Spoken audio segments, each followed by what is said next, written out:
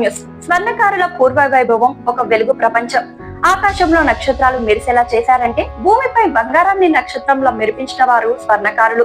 వారు శిల్పకారులు కాదు, కళలకారులు. కేవలం చేతులతో కాదు, గుండెల్లో కళలతో రూపం ఇచ్చిన మహాశిల్పులు. వారు రాజ్యాల మహిమాన్విత కళాకారులు. ఒకప్పుడు రాజులు రాజ్యాభిషేకం పొందినప్పుడు వారి తల మీద ఉన్న కిరీటానికి పరాకాష్ఠ అందం ఇచ్చిన వారు ఎవరు? స్వర్ణకారులే. రాణులు మంగళసూత్రం ధరించినప్పుడు దానిలో ప్రతి బొమ్మ, ప్రతి గజ్జలో బంగారు కంటే ఎక్కువ విలువ ఉన్నదేదైనా ఉంటే అది స్వర్ణకారుడి ఆత్మనిబద్ధత. వీరు దేవతల అలంకరణకు అంకిత జీవులు. ప్రతి గర్భగుడిలో దేవత విగ్రహానికి నుదిటిపై బంగారు తిలకం వేసిన వాడు ఆ స్వర్ణ శిల్పి తన చేతుల్లోనే దైవాన్ని దర్శించాడని నమ్మాడు. తాను తయారు చేసిన ఆభరణాలు దేవతలపై అలంకారంగా కల్పించినప్పుడు ఆయన కళ మంత్రలాగే మారింది. స్వర్ణకారుడు తన కొడుకుకు బంగారు కాకతీయ హారాన్ని ఇవ్వలేదు. తన చేతిలోని కళని, నైపుణ్యాన్ని, ఆత్మగౌరవాన్ని వారసత్వంగా ఇచ్చాడు.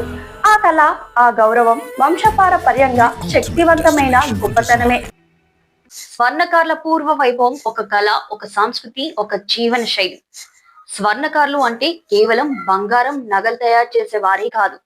వారు కళాకారులు, శిల్పకారులు, జ్ఞానబోధకులు. కాలక్రమంలో ఎన్నో సామ్రాజ్యాలు ఆవిరైనప్పటికీ ఈ వృత్తి మాత్రం నిత్యం వెలిగింది. ఎందుకంటే ఇది ఒక సాంప్రదాయం, ఒక పునీతమైన జీవన విధానం. చరిత్రలో స్వర్ణకారుల ప్రాముఖ్యత. మన దేశ చరిత్రను పరిశీలిస్తే ప్రతి రాజ్యాన్ని, దేవాలయాన్ని, పురాతన నగరాన్ని అలంకరించిన వారు స్వర్ణకారులే. కాకతీయులు, చాళుక్యులు, చోళులు, విజయనగరులు వంటి మహా సామ్రాజ్యాల్లో స్వర్ణకారులు రాజ్యాంగంలో అధికారిక శిల్పకారాలుగా పనిచేశారు. రాజులు, రాణుల ఆభరణాలు, రథాల అలంకారాలు, దేవాలయ విగ్రహాల కిరీటాలు ఇవన్నీ వారి చేతులచే నిర్మితమయ్యాయి. విభిన్న కళా శైలులు. దేశ చరిత్రలో ప్రత్యేకత. తెలంగాణలోని వరంగల్, నిజామాబాద్, జగిత్యాల, భద్రాద్రి కొత్తగూడెం ప్రాంతాలలో ప్రత్యేకమైన నగల శైలులు కనిపించేవి. సున్నితంగా చెక్కిన ఫిలిగ్రీ డిజైన్లు, పుష్ప ఆకారపు వేలుబోట్లు, మణిపూసల కలయికలు ఇవి స్వర్ణకారుల ఆవిష్కరణలు. పూర్వకాలంలో బంగారం అంటే కేవలం సంపద కాదు, అది శుభశకనంగా, పవిత్రతగా భావింపబడేది. కాబట్టి నాణ్యతలో ఎటువంటి రాజీ లేకుండా స్వర్ణకారులు నగలు తయారు చేసేవారు. సాంప్రదాయపరంగా కుటుంబ జీవితం. స్వర్ణకార వృత్తి తరం నుండి తరానికి వారసత్వంగా పోతూ వచ్చేది. చిన్ననాటి నుండి పిల్లలు తండ్రితో కలిసి నగల రూపకల్పన నేర్చుకునే విధానం ఉండేది.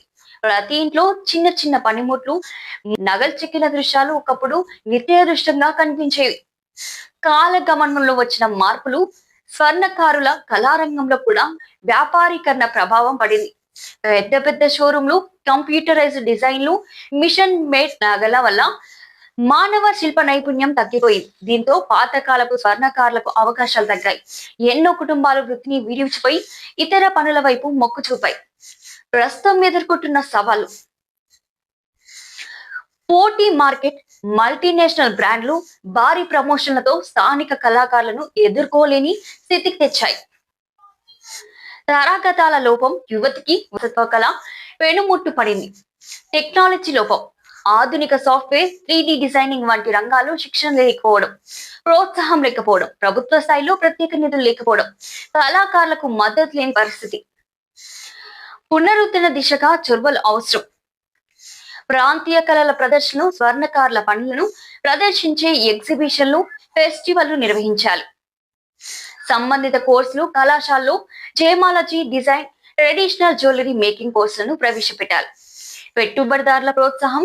స్వదేశీ బ్రాండ్లుగా ఈ వృత్తిని మార్కెట్ కు దగ్గర చేయాలి. సాంస్కృతిక గౌరవం. ఓ వృత్తిగా మాత్రమే కాకుండా ఓ కళగా గుర్తించి గౌరవించాలి. స్వర్ణకారుల చరిత్ర అనేది కేవలం బంగారం చరిత్ర కాదు, అది మన సంస్కృతి, కళ, శిల్పం, జీవిత గమనానికి అర్థం.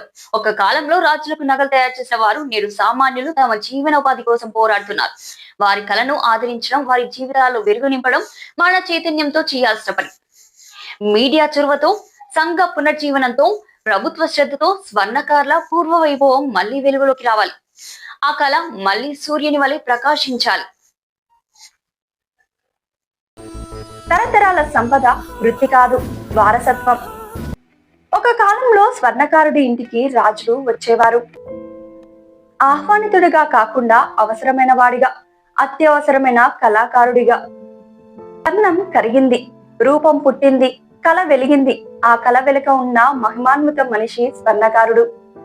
రాజ్యాలు మాయమయ్యాయి, కాలాలు మారాయి, కానీ స్వర్ణకారుడి కళ ఇంకా ఈ భూమిపై ఓ చిరకాల గొప్పతనంగా వెలుగుతోంది.